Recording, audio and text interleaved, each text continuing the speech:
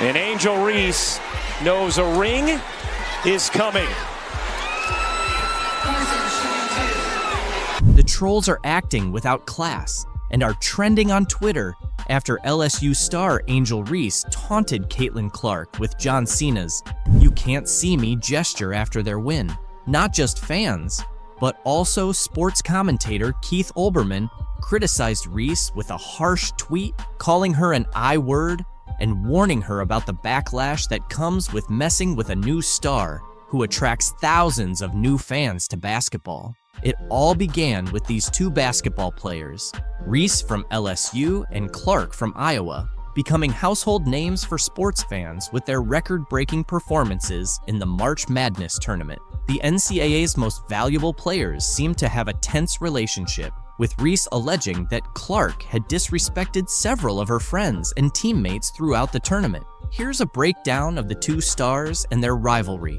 Reese and Clark faced off in the championship game, where Reese's LSU Tigers ultimately triumphed with a 102-85 win. In the game's final moments, viewers saw Reese respond to Clark's taunts, which drew significant online criticism. Reese mimicked Cena's "You can't see me" gesture and pointed to her ring finger, signaling their championship victory, all while staring Clark down. During their post-game press conferences, both players addressed the situation. Clark, displaying her sportsmanship, responded to questions about Reese's taunts by saying, "Honestly, I have no idea. I was just trying to get to the handshake line, shake hands, and express gratitude that my team was in that position." She emphasized the importance of holding one's head high and being proud of their achievements. This is how a star beloved by fans reacts. On the other hand, Angel Reese had a different take. In her post-game interview, Reese acknowledged Clark as a hell of a player, but noted that Clark had disrespected her teammate Alexis Morris during the title game. Reese made it clear that she doesn't take disrespect lightly. Since their post-game interviews, both Reese and Clark have addressed the discussions surrounding their taunts. Speaking with ESPN, Clark defended Reese, saying, "I don't think Angel should be criticized at all. No matter which way it goes, she should never be criticized for what she did." Clark further demonstrated her class, stating, "I think everybody knew there was going to be a little trash talk throughout the entire tournament. It's not just me and Angel." Despite her tearful post-game interview, Clark spoke to ESPN, acknowledging that the LSU Tigers rightfully earned their NCAA championship over her team. "LSU deserved it. They played so well, and like I said, I'm a big fan of hers," Clark said of Reese. Clark's behavior off the court is truly exemplary. She always takes the time to appreciate other players, even though she rarely gets the same recognition in return. ESPN reported that Dr. Jill Biden was thinking about inviting both teams from the title game to the White House. This would be the first time the runner-ups were included in the celebratory visit. "So, I know we'll have the champions come to the White House. We always do," Jill said, according to CNN. "We hope LSU will come, but you know, I'm going to tell Joe I think Iowa should come too because they played such a good game." Reese shared the link to ESPN's story and added a joke with 3 laughing emojis, saying, "Can you see the jealousy and the hate?" Really need to recognize what's going on, the success of the league, and when it comes to Caitlin Clark, they need to quit being quote-unquote petty and hating on Caitlin. And they just can't do it.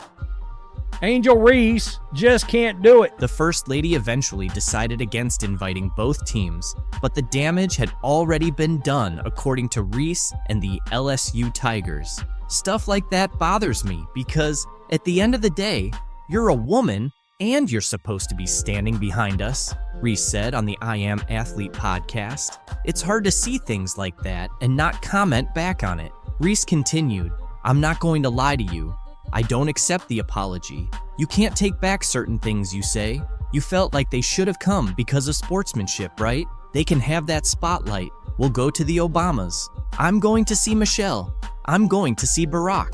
Reese's comments sparked reactions from Caitlin's fans, who roasted Reese as a result. After the Chicago Sky beat the New York Liberty 90-81 on Thursday night, Reese, A former LSU star appeared to take a dig at Caitlin Clark in a now-deleted tweet. Reese has been crucial to the Chicago Sky's success, contributing an impressive 35 points in 2 of the first 3 victories of the season. Following their latest win, Reese tweeted, "And that's on getting a win in a packed area, not just because of one player on our charter flight," which many speculated was aimed at Clark, the standout rookie for the Fever. Clark's transition to the professional level has undeniably contributed to the growth of the WNBA, bringing in charter flights for the league. Several basketball fans did not take kindly to Reese's comment. One fan mocked her college GPA, saying, "That 1.8 GPA showing LOL," while another said,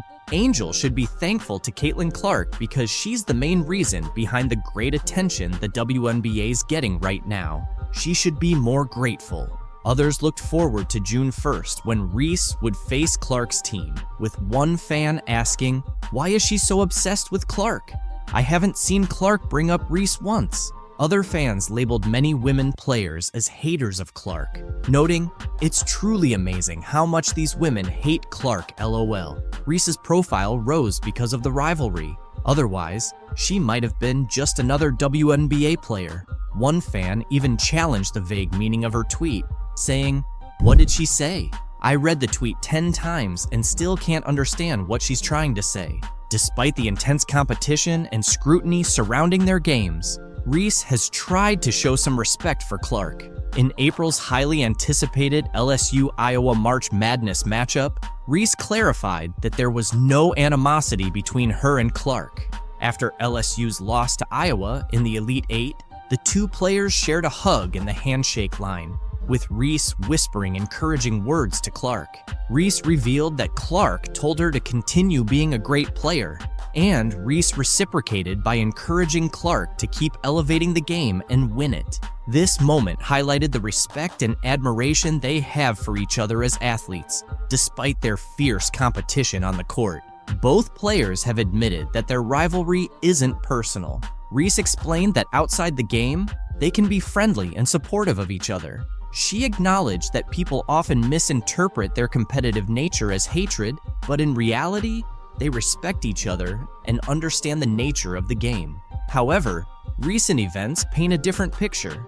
Reese recorded an impressive stat line with 17 points and 20 rebounds in 36 minutes before fouling out with under 2 minutes left in the 4th quarter. On the other hand, Clark delivered a stellar performance, finishing with 41 points, including 9 three-pointers, 12 assists, 7 rebounds, 2 steals, and 1 block, leading Iowa to the Final Four.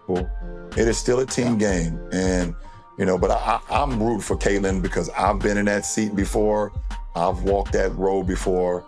I hope she kills. LeBron James has chosen to focus on the positive impact Caitlin Clark is having on the WNBA in her rookie season, despite the early struggles and criticism faced by players like Angel Reese. James praised Clark for boosting interest and viewership in women's basketball, highlighting her significant contributions to the sport's growth. "The one thing that I love that she's bringing to her sport is that more people want to watch, more people want to tune in. Don't get it twisted. Caitlin Clark is the reason a lot of great things are going to happen for the WNBA," James said. James is absolutely right. Clark's impact is substantial. She is a major reason behind the increased viewership and support for women's basketball. Her arrival in the WNBA has led to more nationally televised games and the introduction of charter flights for WNBA teams. Under 5 minutes to go in the first, it's Caitlin Clark. The ball's knocked loose, doesn't matter. 29 feet away, pulling up from Alexandria. Boom. Dude, no problem. Caitlin Clark just delivered the explosive performance we've all been waiting for. She nailed 7 three-pointers and scored over 30 points in front of a packed crowd of more than 20,000 fans, turning a dream scenario into reality for us supporters. In this remarkable game, Clark became just the 2nd rookie in WNBA history to hit 7 three-pointers and reach a career-high 30 points. She matched Crystal Robinson's rookie three-point record from 1999 and surpassed Tamika Catching's record of 6 from 2002. setting a new franchise record for the most three-pointers by a rookie in a single game. Her standout performance not only led the Indiana Fever to an 85-83 victory over the Washington Mystics in the Commissioner's Cup, but also won over fans who had seen her struggle in earlier games. Moreover, she silenced critics who doubted her ability to adjust to the WNBA standards. The game, which was moved to Capital One Arena to accommodate the high demand to see the top draft pick, saw Clark shine in front of a record-breaking crowd of 20,333. This was the largest attendance for a WNBA game since the 2007 finals and the second best performance since 1999. Clark also added 8 rebounds, 6 assists, and a career-high 4 steals to her impressive stats.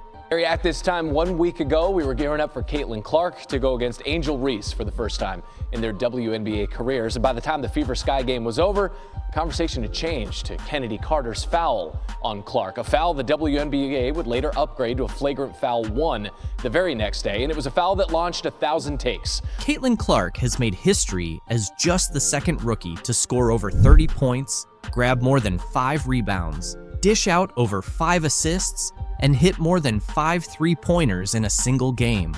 She also became the fastest WNBA player to reach 200 points and 75 assists, achieving this in just 12 games and surpassing Sue Bird's record of 14 games. "It felt great to shoot well. Even my misses felt close," Clark said after the game. "It was nice to have a night like this. Overall, we shot the ball really well. 16 made threes. I still see so many areas where I can improve, and I think that goes for our entire team." Clark is determined to maintain her high level of play, knowing she hasn't reached her peak yet. Her standout performance also led the Fever to deliver the Mystics their 11th consecutive loss, marking the worst start in the franchise's history. Kelsey Mitchell, Clark's backcourt partner, added 16 points, 4 assists, and 3 steals. Both Aaliyah Boston and Nalissa Smith contributed 10 points each. The team secured their second Commissioner's Cup win, moving to a 2-1 record in the competition. However, despite her impressive performance, Clark is still dealing with some rookie challenges, including leading the league in turnovers. She had 8 more turnovers in this game, bringing her season total to 67. Interestingly, she matched her career high of 30 points from May 28th against the Los Angeles Sparks. Along with her 6 assists, 8 rebounds, and 4 steals, she made 7 of 13 three-point attempts, tying a WNBA rookie record, and hit 5 consecutive shots from beyond the arc in the second half. Yeah, I think it's a process more than anything. It felt good to shoot the ball well. Like, I feel like even my misses were like right there. I thought multiple were still going in, and it was nice to have a night like that. Clark's confidence in her game is evident from recent performances. Earlier, she discussed the learning curve she faced in her first 11 professional games. After scoring just 3 points in a season-low performance against the New York Liberty on Sunday, Clark rebounded with what many consider the best game of her young WNBA career, thanks to a 4-day break. During this time off, Clark mentioned that the Fever took the opportunity to refine their set plays and practice against ball screen blitzes that had been challenging them. Against the Mystics, Clark found space to create off those screens, explaining, "As a shooter, once you see 1 or 2 shots go in, the basket just seems bigger and bigger." Indiana head coach Christy Sides noted that the strategy to get Clark more action off screens was deliberate, aiming to reduce her workload. "She started feeling it late, which is always a good sign," Sides said. Defensively, Clark made an impact with a steal under the Washington basket to ignite a transition bucket in the first half and added another steal shortly after.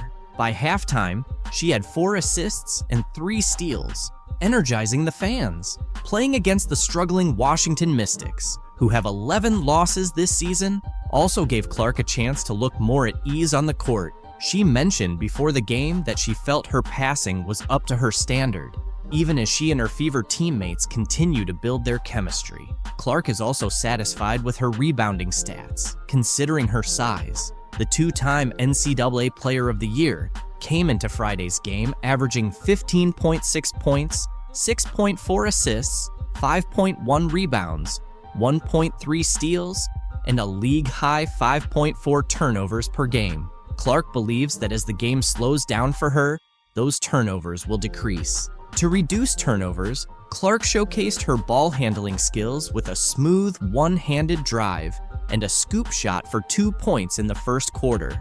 On the next Fever possession, she demonstrated her court vision with a give and go with second-year forward and 2023 top draft pick, Aaliyah Boston. Despite this, some flaws in Clark's game from the first 6 weeks of her professional career were evident on Friday. In the first quarter, she was stripped by fellow rookie Julie Van Loo, who then hit a transition three-pointer before Clark could recover. Clark responded with a step-back three-pointer near the Mystics logo. With the Fever starting 3s in 9, Clark is gaining a clearer understanding of how much experience counts in the WNBA. She offered some realistic insights into her situation, noting, if you're the #1 pick, you're probably going to a team that didn't have the best year before.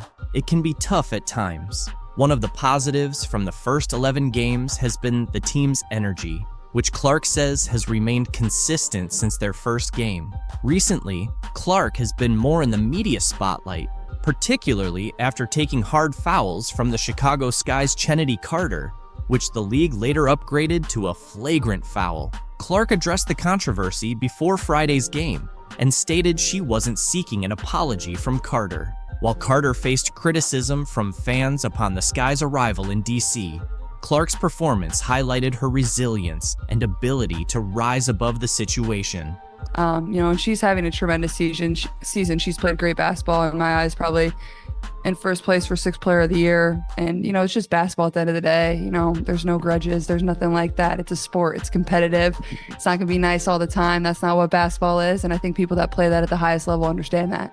Clark acknowledged that she was fully aware of the physical challenges she would face in the WNBA. Maybe some people didn't understand the circumstances, she said. Clark continued, "You're starting a new chapter and a new phase of your career as a professional athlete. It's not going to click overnight. That's just not how it works." Clark has been emphasizing this since the beginning of her WNBA career, but both she and her fans are well aware of her exceptional talent and quick learning abilities. She plays in front of sold-out crowds in large arenas, and the excitement only seems to grow with each game. And here is the women's basketball world choosing to reject the attention that is finally coming their way by rejecting Caitlin Clark. The WNBA has really missed out by passing on Caitlin Clark.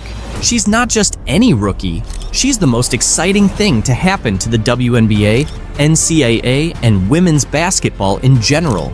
But here's an intriguing twist. She got left out of the Team USA women's basketball roster. Talk about a major surprise for 2024. Look, let's be honest. Most people didn't even know they had women's basketball in the Summer Olympics. Now you have a chance to do this, and you don't take it, so here. In basketball, having top-notch skills and fierce competitiveness can overshadow even the biggest teams worldwide, and Caitlin Clark embodies all of that. So, what could be behind Team USA's decision not to include the Indiana Star rookie? First, let's take a look at Clark's performance in her rookie year with the WNBA. Despite the Indiana Fever's 3-for-29 season, Clark shined individually, averaging 16.8 points, 6.3 assists, and 5.3 rebounds. Her performance and impact are unprecedented for a rookie in the WNBA. So why isn't she on the Team USA roster?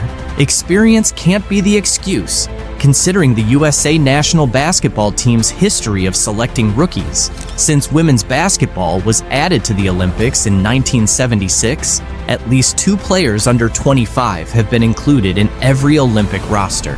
The youngest ever to play for the USA women's team was Nancy Lieberman at 18 in 1976. In the Tokyo Games, the youngest were Asia Wilson and Nafisa Collier, both 24. Additionally, there's a precedent for including the top WNBA draft pick in Olympic years, such as Diana Taurasi in 2004, Candace Parker in 2008, and Brianna Stewart in 2016. The U.S. team didn't include Ndamukadi Agwumaike in the lineup back in 2012, even though she was with Los Angeles and now Seattle. Now, Caitlin Clark finds herself in a similar situation.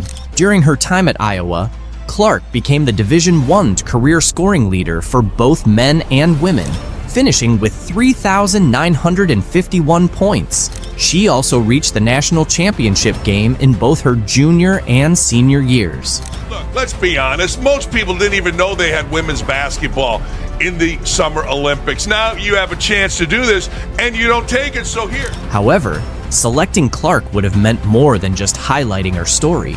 It would have introduced Olympic viewers and readers, many of whom aren't avid sports fans or haven't seen a women's Olympic basketball game, to the entire U.S. team.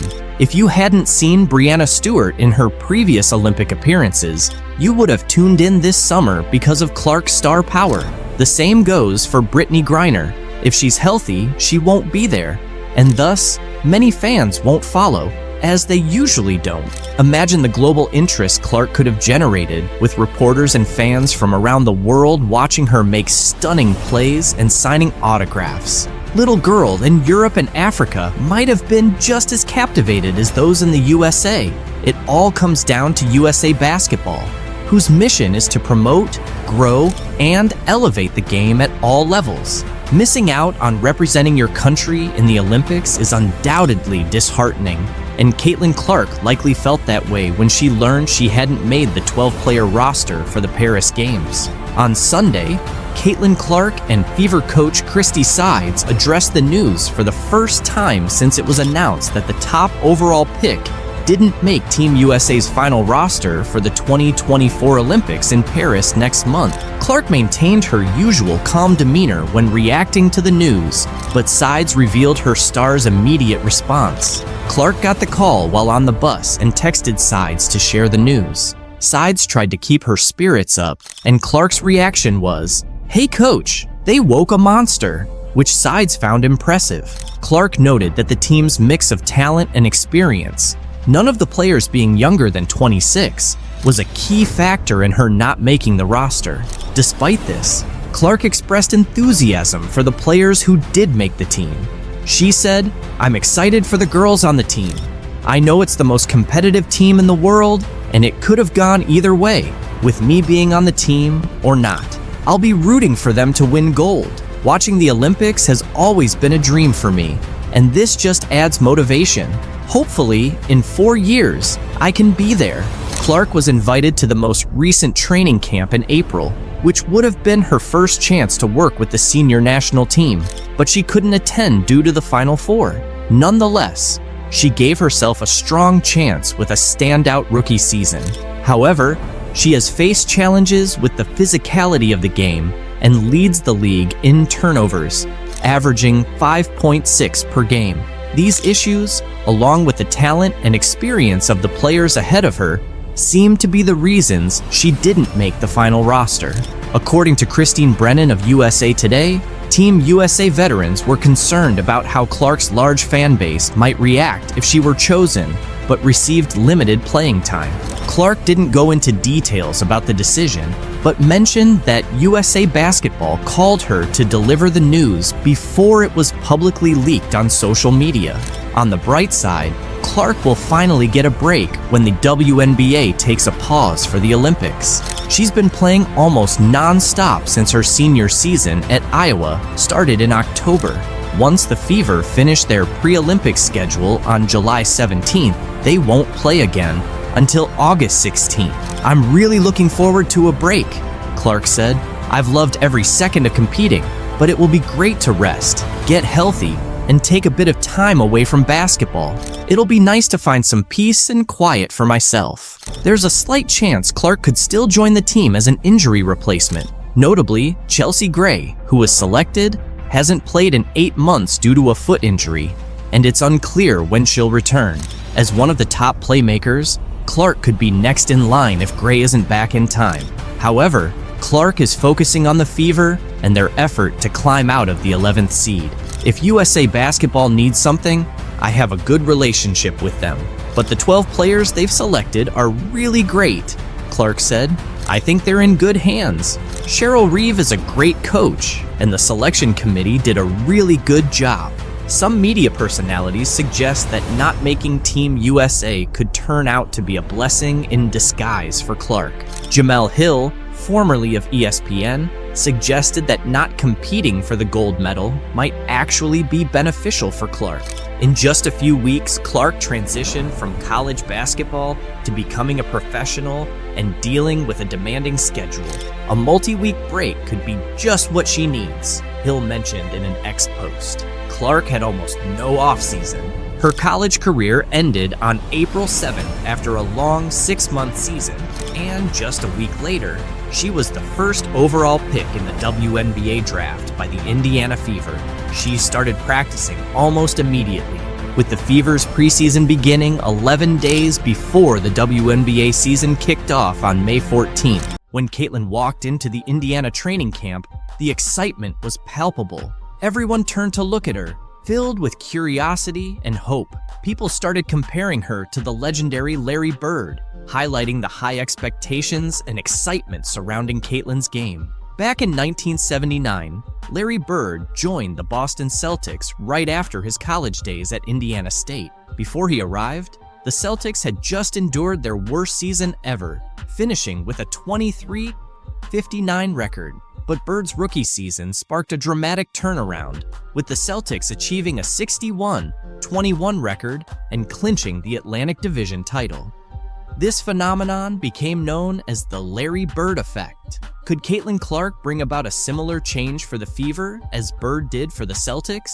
Last year, the Fever finished with a 13-27 record, and the year before, they had the worst record in the WNBA at 5-31. The potential for transformation is clear. Just as Bird took the Celtics from their worst season to division champions, Clark has the chance to revitalize the Fever. If she can replicate Bird's impact, she might lead the Fever back to playoff contention, something they haven't seen since Tamika Catching's last season in 2016.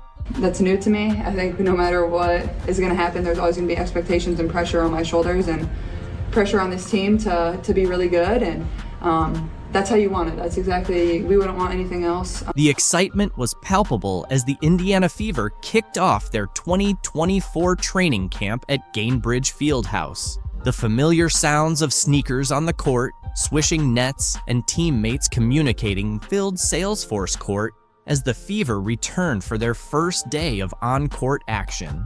Most of the team was there, including stars like Caitlin Clark and Aaliyah Boston, ready for an intense 2-day training camp. Head coach Christy Sides and her coaching staff wasted no time putting the players through their paces, evaluating their skills and chemistry.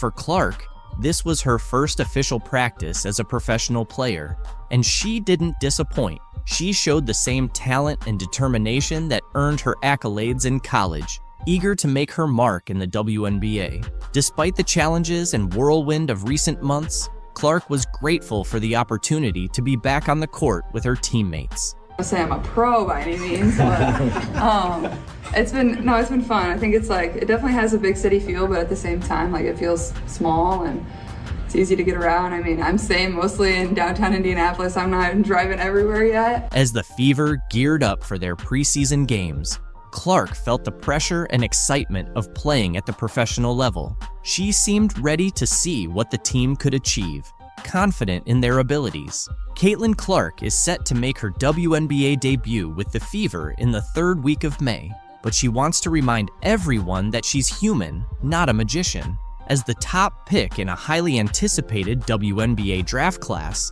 the weight of expectations is heavy, but she's handling it well. She's urged people not to expect miracles right away, emphasizing the importance of giving herself grace as she transitions to the pros. Clark acknowledges that perfection isn't realistic and that there will be challenges. She's not aiming to score 40 points per game from the start. Instead, she plans to learn from her teammates, enjoy the journey, and stay true to herself. The excitement around Caitlin is so strong that even her workout sessions have become viral sensations. During her first Indiana Fever workout on Tuesday, a 15-second clip of her shooting around quickly gained traction online. As the #1 pick in the recent WNBA draft, Clark showed her skills by going a perfect 5 for 5 in the video. This impressive performance follows her remarkable college career, where she became the NCAA's all-time leading scorer with 3,951 points at Iowa. Fever's training camp has captivated fans more than ever. During a scrimmage, Caitlin impressed everyone by dribbling past a male player and nailing a three-pointer. A fan posted a video of the play online, dubbing it, "Caitlin Clark broke his ankle."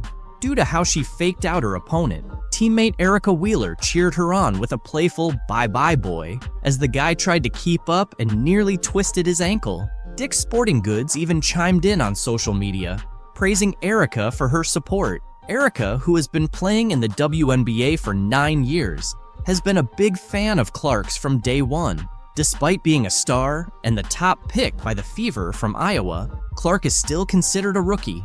Erica noted, "She's one of the best players in the world right now, but she's so humble. She's always asking for advice and trying to improve." Clark understands there's a big difference between college and professional basketball, but she's ready for the challenge. She's excited about the faster pace of the WNBA, saying it suits her style. "The coaches here have been watching me for a while and have some great plays lined up," Clark said. "I feel like I'm in good shape since I just played in the NCAA championship game." She's been keeping busy with basketball and feels confident and ready to make her mark in the WNBA. As Caitlin's fame continues to rise, Indiana is also seeing a boost in new advertising partnerships. The Indiana Fever, influenced by Caitlin Clark's selection, recently signed a major ad deal with Indiana-based pharmaceutical company Eli Lilly.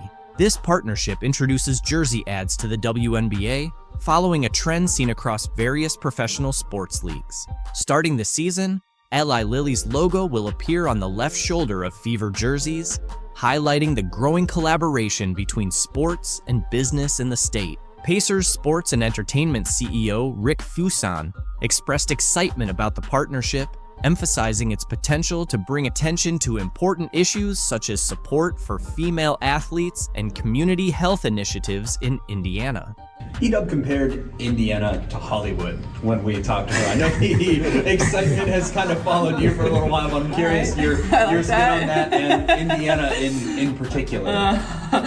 I'll agree with E-Dub there, I guess. I don't know. The excitement surrounding Caitlin Clark is unprecedented, and fans are eager to see her off the court just as much as on it. Fans are gearing up to watch Caitlin Clark make her WNBA debut this Friday, with the Indiana Fever set to take on the Dallas Wings in a preseason game. Despite being an exhibition match, ticket prices have surged, even surpassing those for a crucial NBA playoff game in Clark's new hometown. As of Wednesday afternoon, the cheapest ticket for the Fever vs. Wings game was a whopping $595 on TickPick.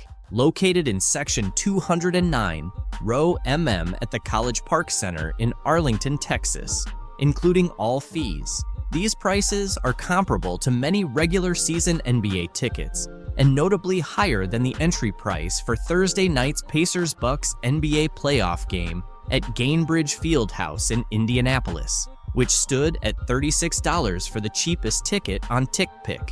The high ticket prices for the Fever Wings game can be attributed to the limited seating capacity at the College Park Center, which can only accommodate around 7,000 spectators.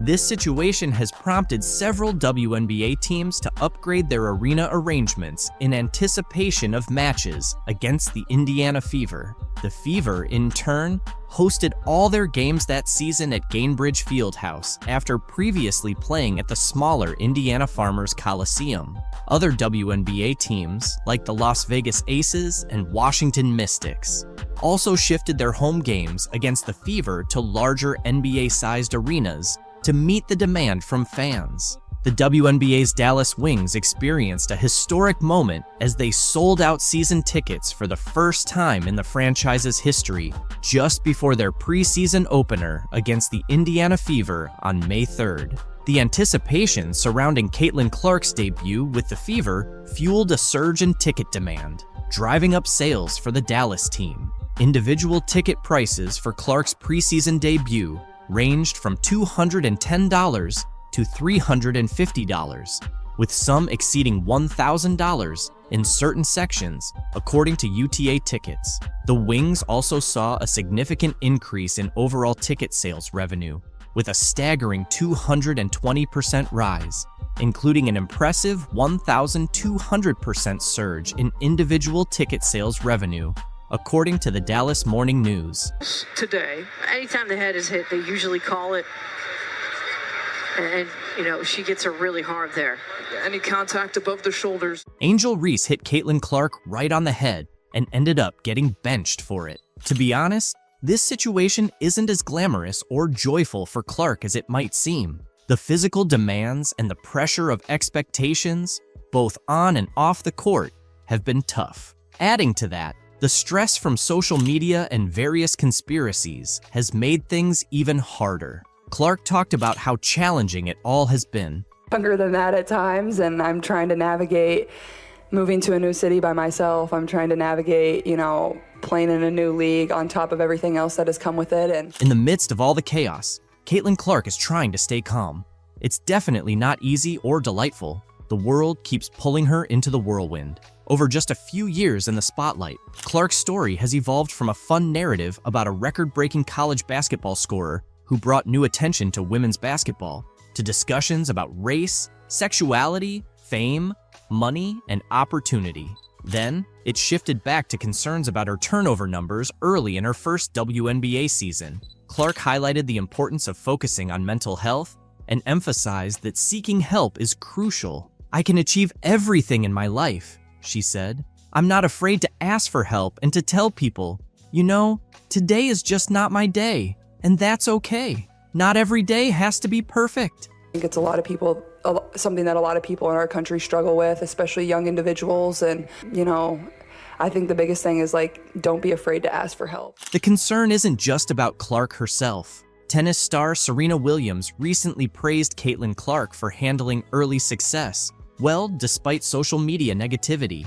Speaking to the New York Post at the Tribeca Festival about her docuseries In the Arena, Serena was asked about Caitlin. Serena responded, "I just love that she tries to stay grounded." She mentioned that Caitlin avoids looking at her social media. Sharing some advice with Caitlin, Serena said, "If people are negative, it's because they can't do what you do, basically, and hopefully she'll continue to do what she's doing." Relating to Clark's tough early career days, Serena Williams shared her own experiences with similar negativity as a young tennis star. "I was bullied," Serena said. "Things I went through would get people canceled now." Earlier this year, Serena expressed interest in owning a WNBA team while talking to CNN. "I would definitely be super interested with the right market," she reiterated. "We just need the right catalyst and people. And I think that's happening over the past 2 years. Women's sports are finally having their moment." Big stars like Serena recognize Caitlin Clark's unprecedented rise to fame. She's one of the most popular athletes on the planet, and she hasn't even played her first WNBA game. In her first 14 games, Clark is on track to win Rookie of the Year, averaging 15.6 points on 36.7% shooting, 32.2% from three, 4.9 rebounds, and 6 assists. However, she's also facing intense physicality and committing a league-high 5.5 turnovers per game. Amid all the attention, fans are concerned about her mental health and well-being. Being famous has its perks, but at just 22 years old, there's worry about whether Clark can handle the long-term pressure. In ESPN's Full Court Press series, Clark admitted she sometimes wishes she were normal, because all the attention and press can be draining.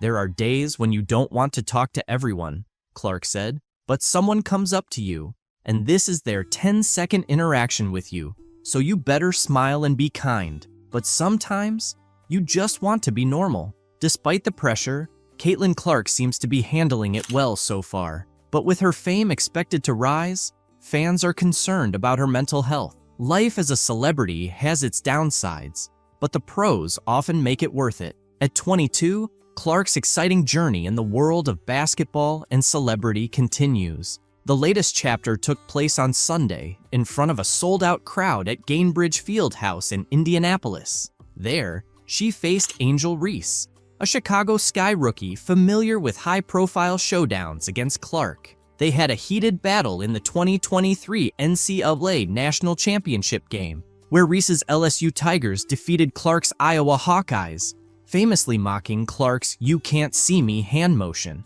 Clark and Iowa got their revenge when they knocked out Reese and LSU in this year's Elite Eight in April. Attendance and merchandise sales spiked, and everyone assumed the latest Clark-Reese game would set viewership records. "I think it's the emotion and passion we play with," Clark said. "That's something that wasn't always appreciated about women's sports, and it should be. It makes it fun. We're competitors, and that's how the game should be. It's going to get feisty and physical, but both teams are just trying to win."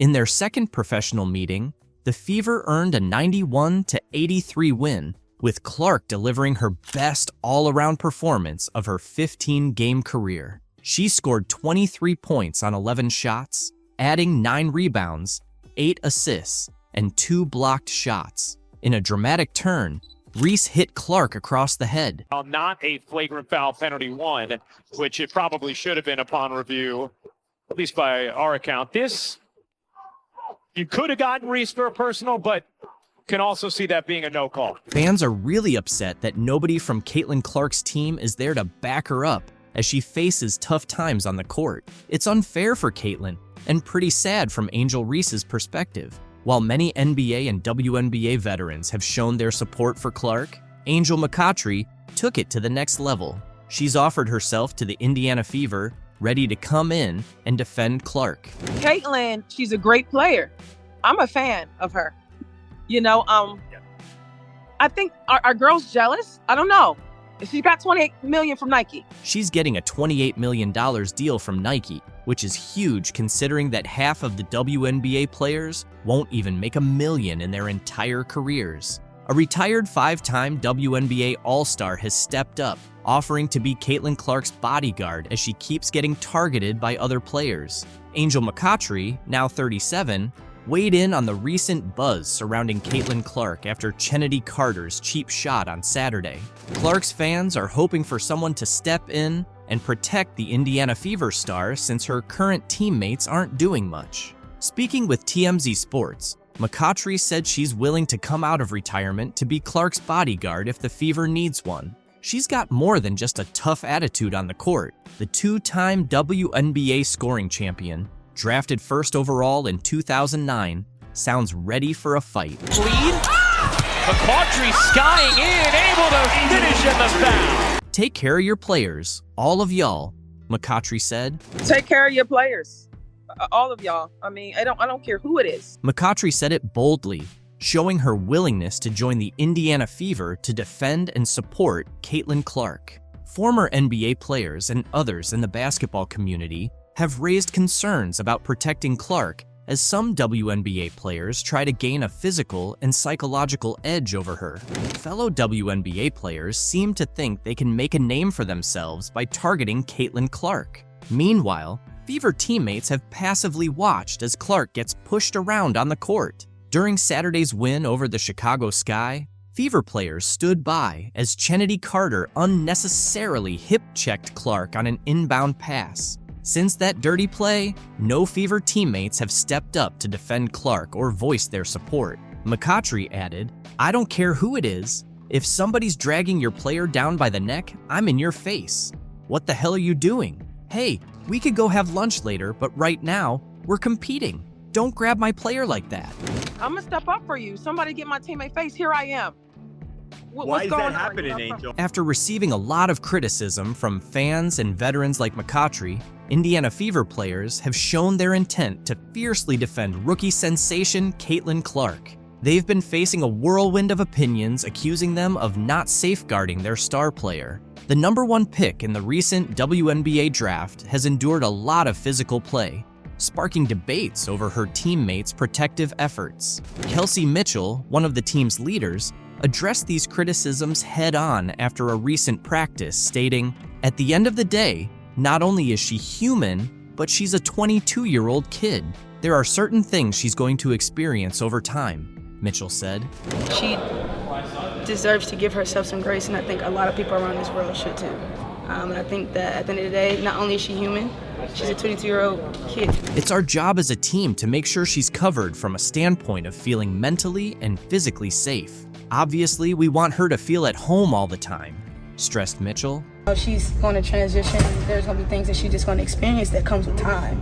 And I think that the world should give her some grace. I really do. And I think that's our job as a team to like make sure that she's covered from the standpoint of like feeling mentally and physically safe, obviously, but like, you know, psychologically, we want her to, you know, at the end of the day, she got to go home and sleep. So that's our deal. We want her to feel at home all the time. The backlash intensified after a controversial incident involving Chicago Sky's Chennedy Carter during a heated game. Carter shoved Clark to the ground, and the Fever players were criticized for their slow response and lack of confrontation towards Carter's antics. Angel Reese and other Sky members even applauded the cheap shot, highlighting the contrasting reactions between the two teams. This behavior has alarmed many, including politicians. Indiana Representative Jim Banks is demanding answers from the WNBA to ensure Clark is protected from such incidents. Banks sent a letter to Kathy Engelbert, the WNBA commissioner, seeking details on the league's plans to safeguard Clark.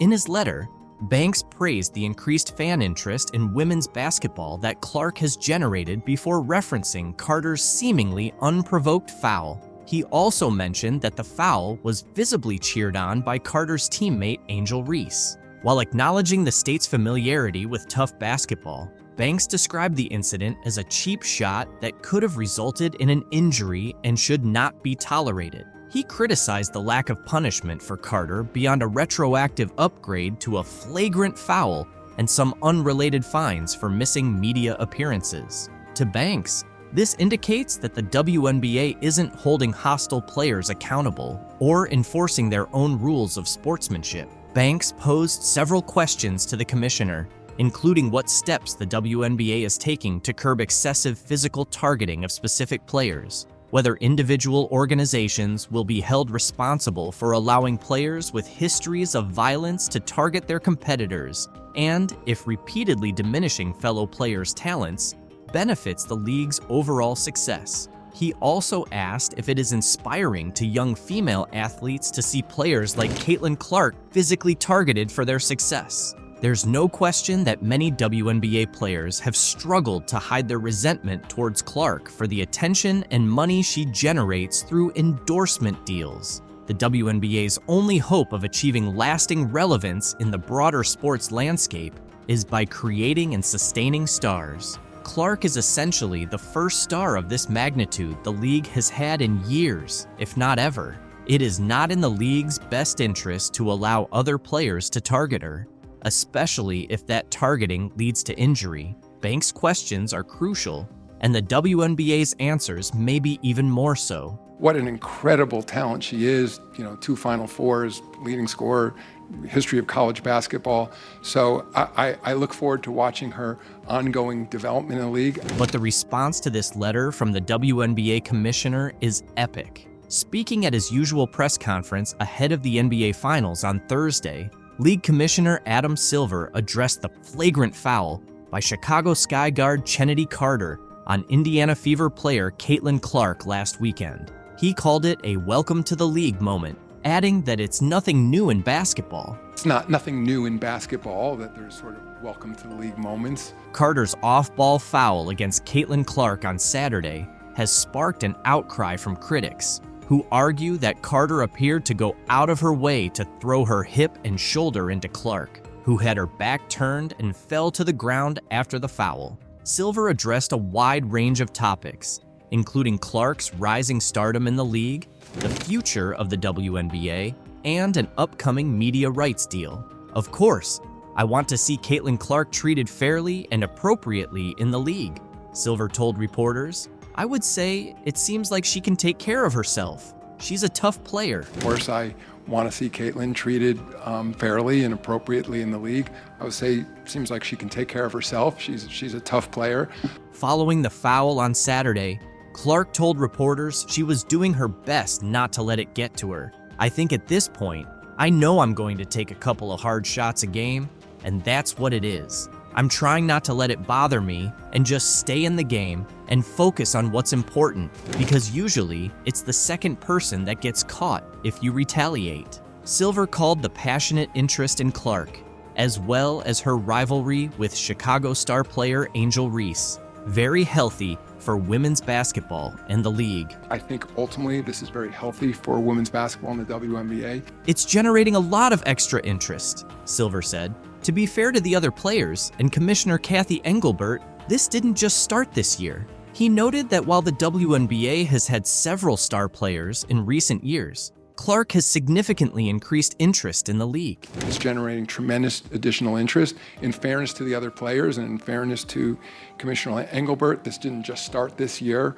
Certainly, we're seeing an acceleration of it with Caitlin, but many individual stars who came in this league in the last several years, and then again, I've been with the league for a long time, so I was there the early days with Val Ackerman, and of course David Stern when we developed the WNBA. If you look back at our original business plan from 28 years ago, we didn't anticipate it would take this long to achieve the level of popularity we're seeing now, Silver said. Ultimately, I don't want to make too big of a deal about one player or one call.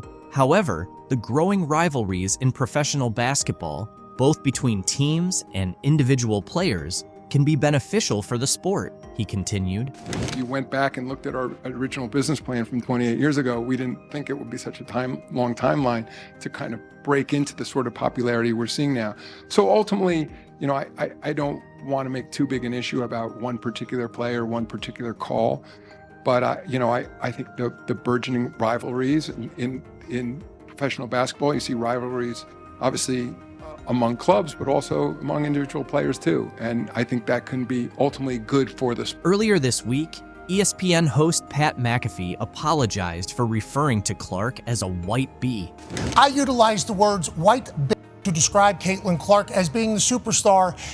Those were not my intentions, but that's how you took it. That's on me. I do apologize. During a segment discussing whether race has influenced the WNBA rookie's rapid rise, Silver said he accepted McAfee's apology and considered it a misstep. Regardless of the commissioner's views, Caitlin's growing fan base and her exciting yet kind style of play are what's truly genuine, Silver said. This is what basketball fans want. Women's basketball enthusiasts are now Caitlin's fans because she's brought the sport to a place where everyone is talking about it.